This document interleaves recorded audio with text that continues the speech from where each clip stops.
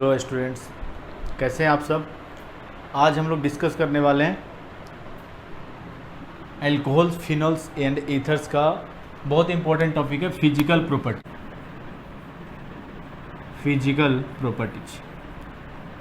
और physical properties में first हम लोग फिजिकल प्रॉपर्टीज की बात कर रहे हैं इनके बॉइलिंग पॉइंट के। फर्स्ट फिजिकल प्रॉपर्टीज हम लोग देख रहे हैं बॉइलिंग पॉइंट। क्लियर है। तो बॉइलिंग पॉइंट जो होता है बच्चों, अल्कोहल्स एंड फिनॉल्स की जो बॉइलिंग पॉइंट होती है, अल्कोहल्स एंड फिनॉल की जो बॉइलिंग पॉइंट होती है वो ज़्यादा होती है किससे? ईथर से। तो आप लोग अगर जिन बच्चों को नहीं पता अल्कोहल क्या होता है, तो एल्काइल ग्रुप के साथ अगर OH जुड़ा हुआ है तो इसे हम लोग क्या बोलेंगे? अल्कोहल्स। बेंजीन रिंग के साथ अगर डायरेक्टली OH ग्रुप अगर जुड़ा हुआ है तो इसे हम लोग बोलते हैं फिनॉल्स। और ऑक्सीजन के दोनों साइड अगर एल्काइल ग्रुप जुड़ा हुआ है तो इसे हम लोग बोलते हैं ईथर्स। ये आपका एल्काइल ग्रुप सेम भी हो सकते हैं और डिफरेंट भी। एल्काइल ग्रुप आपको पता होगा क्या होता है। एल्काइल ग्रुप आपका methyl, ethyl, propyl, butyl, pentyl, hexyl.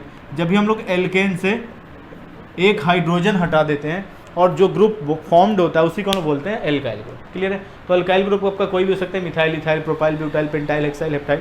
Clear है। तो इसके हम लोग बॉइलिंग पॉइंट की बात कर रहे हैं। अब बॉइलिंग पॉइंट हम लोग कैसे देखेंगे अल्कोहल, फिनॉल्स एंड ईथर्स की। तो अल्कोहल एंड फिनॉल की जो बॉइलिंग पॉइंट होती है वो ज़्यादा होती है किससे? ईथर से। क्लियर है। अब ज़्यादा क्यों होती है boiling point alcohols and phenols की ईथर से? तो इसका रीजन है, बहुत ही ईजी सा रीजन है। देखो यहाँ पे हम लोग देखते हैं अल्कोहल की अगर हम लोग बात करें, अल्कोहल की बात करें, अगर हम लोग अल्कोहल की बात करें तो due to higher electronegativity of oxygen, इस पे कौन सा चार्ज जनरेट होगा? Partially negative. और हाइड्रोजन पे कौन सा चार्ज जनरेट होगा? Partially positive. और यहाँ पे ऑक्सीजन पे कौन सा चार्ज आएगा? Due to high electronegativity partially negative, इस पे हाइड्रोजन पे पार्शियली पॉजिटिव। और ड्यू टू अपोजिट चार्ज के बीच, पार्शियली नेगेटिव और पार्शियली पॉजिटिव चार्ज के बीच, यहाँ पे एक weak electrostatic force of attraction काम करता है जिसको हम बोलते हैं हाइड्रोजन बॉन्डिंग। तो ड्यू टू, और ये हाइड्रोजन बॉन्डिंग सिर्फ और सिर्फ कहाँ होता है? एल्कोहल्स और फिनॉल्स में। यहाँ फिनॉल में भी देख सकते हैं, यहाँ फिनॉल में भी आप देख सकते हैं कि ये फिनॉल में क्या होता है। फिनॉल में due to high electronegativity of oxygen and partially polarised hydrogen atom में, और due to high electronegativity of hydrogen, यहाँ पे भी क्या होता है? Hydrogen bonding. जिन बच्चों को हाइड्रोजन बॉन्डिंग के बारे में आइडिया नहीं तो मैं बता दूं, हाइड्रोजन बॉन्डिंग क्या होता है कि जब भी अगर हाइड्रोजन जो है आपका डायरेक्टली एसोसिएटेड हो फ्लोरीन के साथ, ऑक्सीजन के साथ एंड नाइट्रोजन के साथ, तो इस केस में आपका हाइड्रोजन बॉन्डिंग होता है। तो फ्लोरीन, इस केस में आपका हाइड्रोजन बॉन्ड फॉर्म्ड होता है। तो हाइड्रोजन बॉन्डिंग जो होता है आपका सिर्फ और सिर्फ फोन में होता है, फ्लोरीन, ऑक्सीजन एंड नाइट्रोजन में, due to high electronegativity and small size की वजह से। क्योंकि हाइड्रोजन बॉन्डिंग कहाँ होता है? सिर्फ और सिर्फ फ्लोरीन, ऑक्सीजन एंड नाइट्रोजन में। ये आप केमिकल बॉन्डिंग में पढ़े होंगे कि इसकी इलेक्ट्रोनेगेटिविटी हाई और स्मॉल साइज होने वजह से ये हाइड्रोजन बॉन्ड फॉर्म करता है। क्लियर है। तो यहाँ पे आप देख रहे हैं कि अल्कोहल्स एंड फिनॉल्स में क्या हो रहा है? हाइड्रोजन बॉन्ड फॉर्म्ड हो रहा है। और ड्यू टू हाइड्रोजन, जबकि ईथर में आपका हाइड्रोजन बॉन्डिंग फॉर्म नहीं होता है। तो due to hydrogen bonding, due to hydrogen bonding, due to intermolecular hydrogen bonding, intermolecular या सिंपल हाइड्रोजन बॉन्डिंग लिख लें, due to hydrogen bonding, due to hydrogen bonding, the boiling point of alcohols and phenols, the boiling points of alcohols and phenols, boiling point of alcohols and phenols higher than ether, higher than ether। तो इसीलिए due to hydrogen bonding alcohols and phenols की जो boiling point होती है वो ether से क्या होती है? ज़्यादा होती है। अब देखो अगर हम लोग बात करें, अगर हम लोग एल्कोहल में अगर बॉइलिंग पॉइंट के कंपैरिजन करें कि किस एल्कोहल का बॉइलिंग पॉइंट ज़्यादा होगा, किस एल्कोहल का बॉइलिंग पॉइंट कम होगा, तो इसके लिए एक सिंपल सा कंसेप्ट है। आप आसानी से इसकी बॉइलिंग पॉइंट कंपेयर कर सकते हैं। जैसे मिथेनॉल, इथेनॉल, प्रोपेनॉल, ब्यूटेनॉल, इनका आपका बॉइलिंग पॉइंट कंपेयर करने के लिए आपसे पूछ ले, इस टाइप से क्वेश्चन पूछता है, तो बहुत आसानी से आप यहाँ पे बॉइलिंग पॉइंट कंपेयर कर सकते हैं। उसके लिए बहुत ईजी सा कंसेप्ट है, मैं बताता हूँ आपको। तो जब भी आपको एल्कोहल्स फिनॉल्स का बॉइलिंग पॉइंट कंपेयर करने के लिए पूछे तो बहुत आसानी से आप कंपेयर कर सकते हैं। यहाँ पे आपको समझ में आ गया कि boiling point alcohols and phenols की जो होती है वो ईथर से ज़्यादा क्यों होती है। तो सिंपल सा रीजन है कि एल्कोहल एंड फिनॉल जो है आपका हाइड्रोजन बॉन्ड फॉर्म करता है, जबकि ईथर आपका हाइड्रोजन बॉन्डिंग फॉर्म नहीं करता है, इसलिए इसकी बॉइलिंग पॉइंट एल्कोहल और फिनॉल की ज़्यादा होती है ईथर से। अब अगर हम लोग बॉइलिंग पॉइंट कंपेयर करें डिफरेंट एल्कोहल्स की, अगर बॉइलिंग पॉइंट हम लोग कंपेयर करें तो आसानी से हम लोग कंपेयर कर सकते हैं। बहुत ही ईजी है, सिंपल सा एक मेथड है। तो अगर अल्कोहल की बॉइलिंग पॉइंट की बात करें तो अल्कोहल की जो बॉइलिंग पॉइंट होती है, boiling point of alcohol, boiling point of alcohols की अगर बात करें तो अल्कोहल की बॉइलिंग पॉइंट कैसे हम लोग कंपेयर करते हैं। तो ये अल्कोहल की जो बॉइलिंग पॉइंट होती है directly proportional to surface area and directly proportional to molar mass, यानी कि जितनी ज़्यादा सरफेस एरिया होगी या जितना ज़्यादा मोलर मास होगा उतनी ही ज़्यादा बॉइलिंग पॉइंट होगी किसकी, एल्कोहल्स की। अब इसका रीजन क्या है कि जितनी ज़्यादा अगर मोलर मास, एल्कोहल का मोलर मास जितने ज़्यादा होगी उतना ज़्यादा वंडरवाल फोर्स ऑफ अट्रैक्शन होगा, क्योंकि वंडरवाल फोर्स ऑफ अट्रैक्शन जो होता है, वंडरवाल फोर्स ऑफ अट्रैक्शन जो होता है, वंडरवाल फोर्सेज जो होता है डायरेक्टली प्रोपोर्शनल होता है मोलर मास के। जितना ज़्यादा मोलर मास आपका होगा बॉइलिंग पॉइंट उतनी ही ज़्यादा, क्योंकि वंडरवाल फोर्स ऑफ अट्रैक्शन उतना ज़्यादा, और जितना ज़्यादा फोर्स ऑफ अट्रैक्शन होगा उतना ही ज़्यादा आपको एनर्जी देना पड़ेगा, उसकी बॉइलिंग पॉइंट उतनी ही ज़्यादा होगी उसको बॉन्ड को ब्रेक करने के लिए। क्लियर है। तो अगर हम लोग एक एग्जाम्पल लेके डिस्कस करें, जैसे हम लोग कंपेयर करें मिथेनॉल, इथेनॉल एंड प्रोपेनॉल की बॉइलिंग पॉइंट की अगर हम बात करें, मिथेनॉल, इथेनॉल एंड प्रोपेनॉल की बॉइलिंग पॉइंट की अगर हम बात करें कि किसकी बॉइलिंग पॉइंट ज़्यादा होगी, तो बहुत ही आसान है। देखो जैसे जैसे हम लोग मिथेनॉल से प्रोपेनॉल की तरफ मूव कर रहे हैं, मोलर मास क्या हो रहा है, बढ़ रहा है। सरफेस एरिया भी देख सकते हैं आप, मिथेनॉल जो है स्मॉलर है, उससे बड़ा कौन है, इथेनॉल, उससे बड़ा आपका प्रोपेनॉल। सरफेस एरिया भी बढ़ रहा है और मोलर मास भी बढ़ रहा है, तो बॉइलिंग पॉइंट आपकी क्या होगी, इंक्रीज होगी। क्लियर है। तो अगर हम लोग बॉइलिंग पॉइंट कंपेयर करें तो थर्ड की जो बॉइलिंग पॉइंट होगी सबसे ज़्यादा, फिर सेकेंड की, फिर फर्स्ट की, तो ये हो जाएगा ऑर्डर ऑफ बॉइलिंग पॉइंट।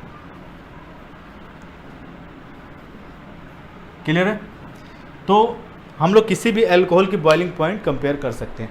अगर हम लोग बात करें फॉर आइसोमेरिक अल्कोहल्स की, तो आइसोमेरिक अल्कोहल्स की हम लोग कैसे बॉइलिंग पॉइंट देखते हैं, तो इसमें भी हम लोग सरफेस एरिया वाला कंसेप्ट लगा सकते हैं। जितनी ज़्यादा सरफेस एरिया होगी बॉइलिंग पॉइंट उतनी ही ज़्यादा होगी। जैसे हम एक एग्जांपल, ये आप नोट कर लिए होंगे। नेक्स्ट जैसे देख सकते हैं आप, फॉर आइसोमेरिक एल्केन की बात करें अगर हम लोग, सॉरी फॉर आइसोमेरिक एल्कोहल्स की अगर हम बात करें, फॉर आइसोमेरिक एल्कोहल्स, तो आइसोमेरिक एल्कोहल्स की अगर हम लोग बात करें, जैसे एक एग्जांपल ले लें, प्रोपेन 1 एंड प्रोपेन 2 इसे हम बोलेंगे प्रोपेन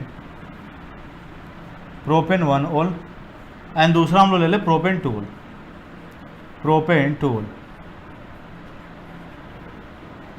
तो प्रोपेन 2 की अगर हम बात करें,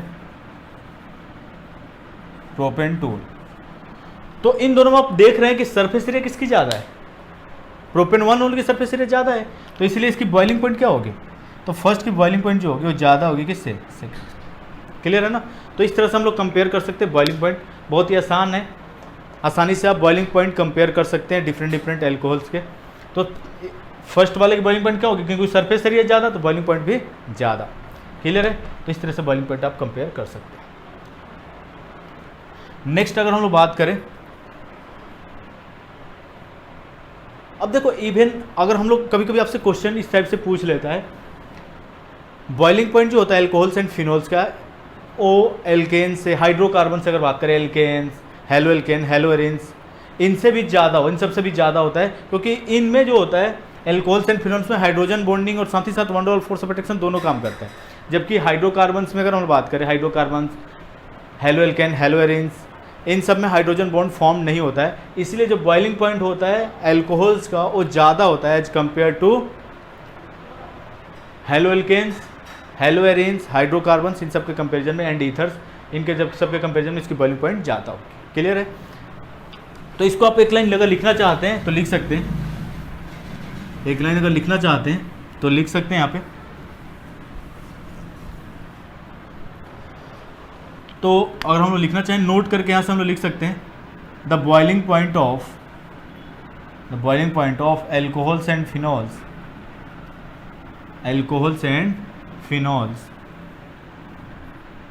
higher than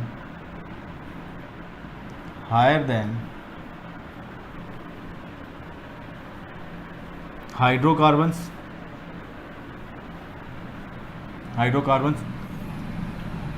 haloalkanes हेलोएरिन्स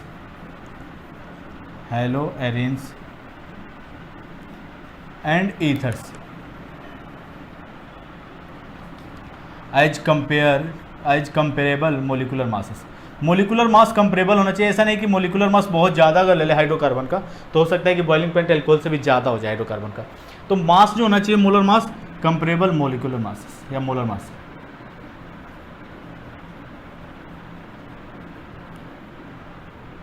due to तो बॉइलिंग पॉइंट जो अल्कोहल एंड फिनॉल का होता है वो ज़्यादा होता है हेलोएल्केन हेलोएरिन ईथर से एज कंपेरेबल मोलिकुलर मास अगर हो तो due to alcohols and phenols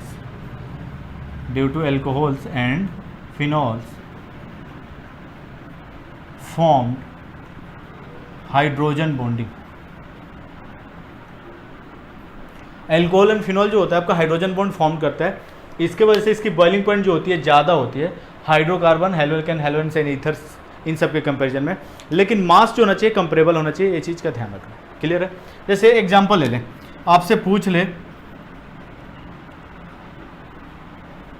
propane है एंड मिथेनॉल है, आपसे पूछ ले इन दोनों में किसकी बॉइलिंग पॉइंट ज़्यादा होगी, तो एल्कोहल की बॉइलिंग पॉइंट सिंपल है ज़्यादा होगी क्योंकि मास जो है कंपेरेबल है।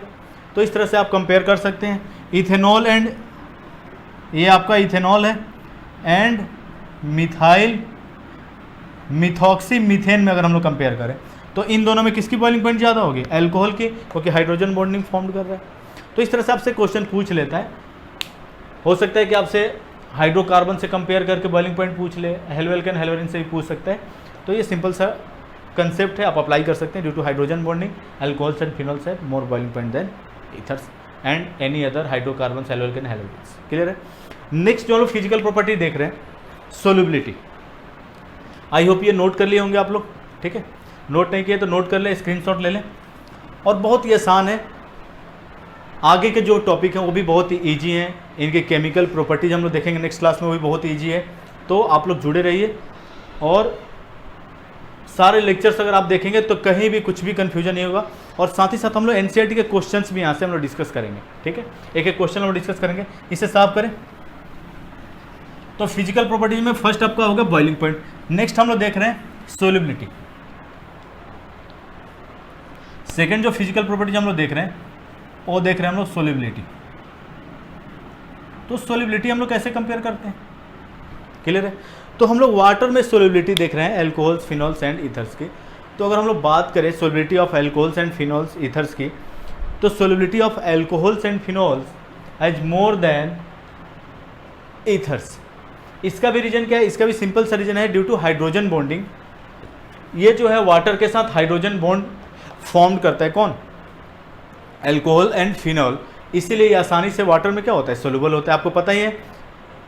और आपको पता है कि like dissolve like, same nature वाले जो कंपाउंड होते हैं क्या होते हैं, आसानी से सेम नेचर वाले के साथ डिजॉल्व होते हैं। आपको पता है कि दोस्ती भी जब होती है दो फ्रेंड के बीच में तो उनका नेचर क्या होता है, सेम होता है, तभी दोस्ती होती है। अगर नेचर सेम नहीं होगा तो दोस्ती भी नहीं होगी। तो सोल्युबिलिटी की अगर हम बात करें तो बॉइलिंग, ये सोल्युबिलिटी जो होता है, solubility of alcohols and phenols, solubility of alcohols and phenols are higher than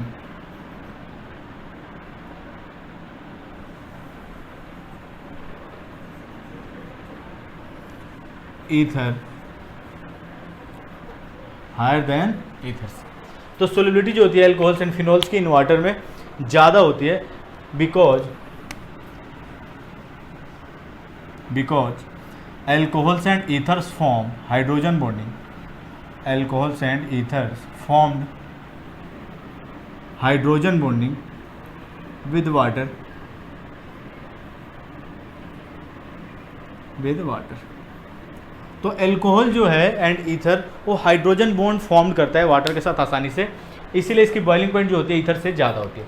अब देखो इस तरफ से आपसे क्वेश्चन पूछ लेता है कि अगर हम लोग बात करें मिथेनॉल, इथेनॉल एंड प्रोपेनॉल में सोलिबिलिटी किसकी ज़्यादा होगी वाटर में, इन तीनों में आपसे अगर कंपैरिजन पूछ ले कि इन दिनों में कौन ज़्यादा वाटर सोल्यूबल होगा, आसानी से कौन ज़्यादा वाटर में सोल्यूबल होगा, तो देखो मैं बता दूं यहाँ पे कि ये एल्काइल ग्रुप जो होता है आपका कौन सा पार्ट है, ये नॉन पोलर पार्ट है, और ये हाइड्रोक्सिल ग्रुप जो है ये इसे हम लोग बोलते हैं ये आपका एल्काइल ग्रुप है। और एल्काइल ग्रुप जो है ये कैसा है, एल्काइल ग्रुप जो है आपका नॉन पोलर है, ये हाइड्रोक्सिल ग्रुप जो है आपका ये आपका पोलर पार्ट है। हाइड्रोक्सिल जो ग्रुप है आपका ये किस टाइप का पार्ट है, पोलर पार्ट है। और आपको पता ही है वाटर जो होता है कैसा होता है, पोलर नेचर होता है, और लाइक डिजॉल्व लाइक। अब देखो नॉन पोलर पार्ट जितना, नॉन पोलर पार्ट का साइज जो है जितना बड़ा आपका होता जाएगा, वाटर में सोल्युबिलिटी क्या होती जाएगी, कम होती जाएगी, क्योंकि वाटर की सोल्युबिलिटी, वाटर में सोल्युबिलिटी को क्या करता जाएगा, कम करता जाएगा। तो जैसे जैसे आप एल्काइल ग्रुप का साइज इंक्रीज करते जाएंगे, बॉइलिंग पॉइंट आपकी क्या होती जाएगी, सॉरी सोल्युबिलिटी आपकी क्या होती जाएगी, एल्कोहल की डिक्रीज होती जाएगी, क्योंकि नॉन पोलर पार्ट कहाँ सोल्युबल होता है, नॉन पोलर पार्ट में। क्लियर है ना। तो यहाँ से अगर हम लोग कंपेयर करें तो फर्स्ट वाला सबसे ज़्यादा सोल्युबल होगा, फिर सेकेंड, फिर थर्ड। तो जब भी डिफरेंट एल्कोहल्स की अगर सोल्युबिलिटी की हम लोग बात करें तो जितना स्मॉलर एल्काइल ग्रुप होगा उसकी सोल्युबिलिटी एल्कोहल की उतनी ज़्यादा होगी। अगर आप एल्काइल ग्रुप का साइज इंक्रीज करते जाएंगे सोल्युबिलिटी आपकी क्या होती जाएगी, डिक्रीज होती जाएगी। तो इस तरह से हम लोग सोल्युबिलिटी डिफरेंट एल्कोहल्स की सोल्युबिलिटी को हम लोग कंपेयर कर सकते हैं। क्लियर है, आई होप कि आपको क्लियर हो गया होगा। और आसान सा कंसेप्ट है, बहुत ईजी है, आप आसानी से समझ सकते हैं, इसमें कुछ भी डिफिकल्ट नहीं। क्लियर है ना। और एल्कोहल और फिनॉल की सोल्युबिलिटी जो होती है वो ईथर से ज़्यादा होती है। इसका रीज़न है कि एल्कोहल एंड फिनॉल्स जो है आपका वो हाइड्रोजन बॉन्ड फॉर्म करता है वाटर के साथ, जबकि ईथर हाइड्रोजन बॉन्डिंग का फॉर्मेशन नहीं करता है वाटर के साथ, इसीलिए alcohols and water are more soluble in as compare to ethers. तो एक एनसीईआरटी का हम लोग सिंपल सा क्वेश्चन देखते हैं, बहुत ही आसान सा क्वेश्चन पूछा हुआ है आपके एनसीईआरटी में, उसे हम लोग देखते हैं। और आई होप कि आप लोग खुद से भी इस क्वेश्चन को कर सकते हैं। क्लियर है। तो क्वेश्चन जो दे रखा है, arrange the flowing set of compounds in the order of increasing boiling point. तो इंक्रीजिंग ऑर्डर में बॉइलिंग पॉइंट आपको देखना है इन सारे कंपाउंड्स का। ये आपका क्वेश्चन है 11.3 सॉल्व एग्जाम्पल्स है, इसे हम लोग देखते हैं। ठीक है, इसे आप लोगों नोट कर लिया हो तो साफ करिए इसे। तो नेक्स्ट हम लोग कंपेयर करते हैं बॉइलिंग पॉइंट। ये आपका एनसीईआरटी का क्वेश्चन है और बहुत ही आसान सा क्वेश्चन है, आप खुद से भी इस क्वेश्चन को कर सकते हैं। क्लियर है। तो बॉइलिंग पॉइंट हम लोग कंपेयर करते हैं। तो आपका क्वेश्चन दे रखा है, ये एग्जाम्पल नंबर है आपका 11.3। इसमें बॉइलिंग पॉइंट आपको देखना है इंक्रीजिंग ऑर्डर में, इंक्रीजिंग ऑर्डर में आपको बॉइलिंग पॉइंट कंपेयर करना है। क्लियर है। फर्स्ट है आपका पेंटेन 1 ओल। अब देखो बहुत ही आसान है, आपको नेमिंग यहाँ पे अगर दे रखा है तो स्ट्रक्चर लिखना। पेंट में कितने कार्बन होते हैं, 5, तो 5 कार्बन लिख लो, 5 कार्बन। और 1 ओल है, यानी कि फर्स्ट कार्बन पे क्या होगा, OH ग्रुप जुड़ा होगा। अब देखो बाकी की वैलेंसी हम लोग किससे पूरी कर लेते हैं, हाइड्रोजन से। आपको पता है कि कार्बन टेट्रावैलेंट होता है, 1 बॉन्ड बना चुका है, कितना बॉन्ड बनाएगा और 3, ये 2 बॉन्ड बना चुका है, 2 और 2। ठीक है, तो ये आपका होगा पेंटेन 1 ओल। दूसरा है आपका, ये आपका हो गया पेंटेन 1 ओल। दूसरा आपका है ब्यूटेन 1 ओल, ब्यूटेन 1 ओल। Methane, ethane, propane, butane first position पे क्या होगा, OH ग्रुप, ब्यूटेन 1 ओल। तीसरा है आपका ब्यूटेन 2 ओल, तो सेकेंड पोजीशन पे क्या लगा देंगे, OH ग्रुप, ब्यूटेन 2 ओल हो गया, ब्यूटेन 2 ओल, ब्यूटेन 2 ओल। क्लियर है। नेक्स्ट जो है आपका इथेनॉल, इथेनॉल। तो इथेनॉल बहुत ही आसान है, CH3 CH2OH। नेक्स्ट है आपका प्रोपेन 1 ओल, प्रोपेन 1 ओल,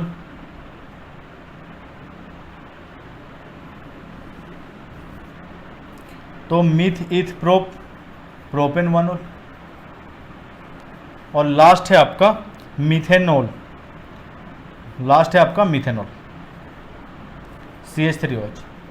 अब देखो इसमें आपका इसमें आपसे पूछा है इंक्रीजिंग ऑर्डर में बॉइलिंग पॉइंट कंपेयर करना है।